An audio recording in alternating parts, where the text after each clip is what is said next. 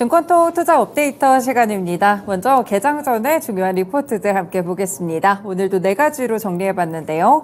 오늘 첫 번째 종목은 삼성전자입니다. 한국투자증권 리포트고요. 일단 곧 있으면 실적이 또 발표가 될 텐데요. 4분기 영업이익은 3조 6천억 원 수준으로 컨센서스에 현재 부합할 것으로 전망되고 있습니다. 메모리 출하량이 3분기 대비 크게 늘었고 단가가 들면서 반도체 사업부에서는 지금 적자폭을 줄여나가고 있는데요. D램의 경우에는 4분기에 흑자 전환이 충분히 가능할 것으로 보이고 있습니다. 그리고 지난해 또 투자에 대한 부분들을 계속해서 유지했다는 점이 단기 수익성은 포기하게 만들었지만 결국에 올해는 긍정적으로 작용할 것으로 보고 있는데요.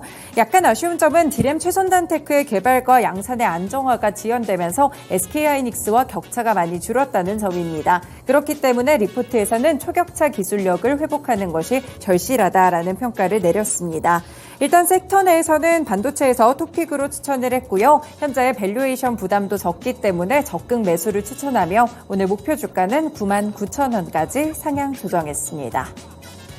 네, 두 번째 종목 보겠습니다. HD 현대일렉트릭이고요. 신한투자증권 리포트입니다. 어제 전선 관련 종목들 오전장에서 좋은 흐름을 기록했었는데요. 4분기 영업이익도 1,009억 원으로 전년 동기 대비 97% 이상 증가하면서 컨센서스를 상회할 것으로 보입니다. 일단 이 3분기부터 반영됐던 잔고의 매출 인식 증가분과 고단가 물량의 효과를 받고 있는데요.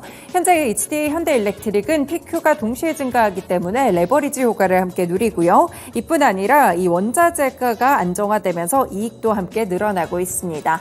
무엇보다 어제 주가 상승의 모멘텀이 됐던 실적에 대한 전망을 보시면 올해 매출액으로 3조 3천억 원을 제시했고 그리고 수주에 대해서는 37억 달러의 목표치를 제시했습니다. 지난해 대비 급증한 모습이고요. 결국에 이런 부분들은 사측의 자신감을 크게 드러내고 있습니다. 중동과 북미 시장 여전히 좋고요. 국내와 또 유럽 시장에서는 회복되는 추세가 나타나고 있는데요. 상반기까지는 우려하는 피크아웃 없을 것이라고 평가하면서 목표 주가는 10만 5천 원까지 상향 조정했습니다. 네, 세 번째 종목 보겠습니다. SFA 반도체입니다. BNK 투자증권 리포트 나와 있고요. 보시면 1분기 매출액은 1,184억 원으로 전 분기 대비 1% 정도 증가하면서 큰 폭의 증가가 현재 예상되고 있습니다. 4분기까지는 조금 아쉬운 실적을 내지만 결국 1분기부터는 반등이 되고 2분기에 이르러서는 정확하게 턴어라운드를 할 것이라고 보고 있는데요. 모바일 의존도가 높은 국내 공장의 가동률이 상당히 클 것으로 예측이 되고 있습니다. 지금 온디바이스 AI 도입에 따라서 하이엔드 스마트폰의 연산 기능이 강화되고 있는데 결국에 이 SFA 반도체에 상당한 수혜가 될 것으로 보입니다. 이 MCP 쪽으로 수요 증가가 기대되고 있는데 이 종목의 경우에는 관련해서 조립이나 테스트 쪽을 하고 있기 때문에 이를 고려해서 목표가를 함께 높였고요. 오늘 투자 의견도 상향했고 목표 주가 역시나 8,500원까지 상향 조정했습니다.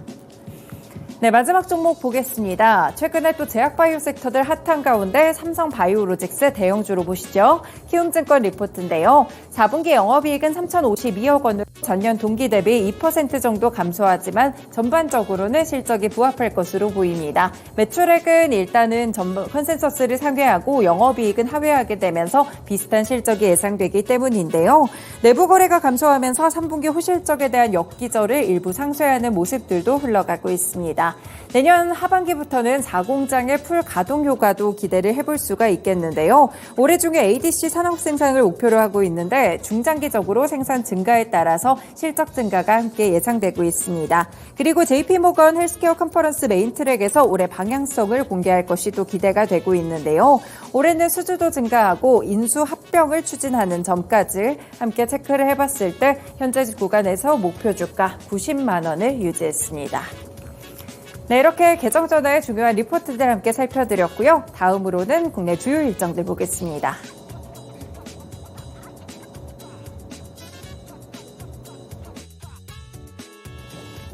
네, 이어서 국내 증시에 영향을 줄 수 있을 만한 주요 일정 함께 살펴보도록 하겠습니다. 글로벌적으로 먼저 살펴보도록 할 텐데요. 저는 미국으로 가보겠습니다. 미국에서는 이번에 ADP와 관련되어 있는 소식이 전해질 예정인데요. 12월 ADP 취업자 변동과 관련되어 있는 지표가 발표가 됩니다. 한국 시간으로 봤을 때는 4일 오후 10시 15분에 발표될 예정으로 오늘 밤에 나올 것으로 전망이 되고 있는데요. 전 민간 고용 정보 업체인 ADP에서 미국의 12월 민간 고용 동향 조사 결과를 발표할 예정입니다. 이 고용 시장에 미치는 영향도 상당하기 때문에 어떠한 결과물이 나오게 될지도 체크해 보실 필요가 있어 보입니다.